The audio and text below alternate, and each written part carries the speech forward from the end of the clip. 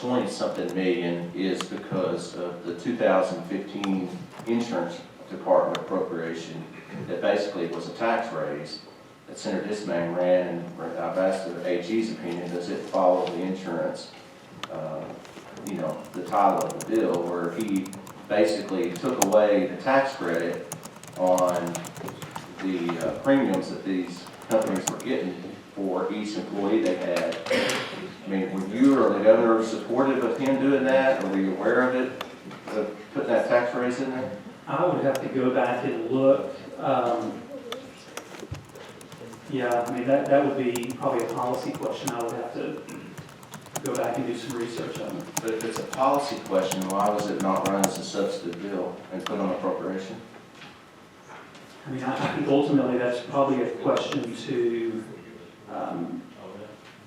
I don't know who that would be a question to. I mean, I don't know that would necessarily be a question that I could answer. So you didn't know ahead of time, or the governor's office didn't know ahead of time that was going to happen or go through? I would have to go back and look at, I just have to go back and look and see. I mean, the danger that we get into with you guys is that you put these things in there that may be supportive or may not be supportive, but yet when they're put in the appropriation bill in the manner that it's done, there's a certain level of trust that we have to have when we vote an appropriation bill, that we're voting on something that funds that particular agency, that it doesn't fund the program in a total separate, something outside of the insurance department. I mean, I wouldn't want to fund something in the prisons that is ultimately funding something in natural resources.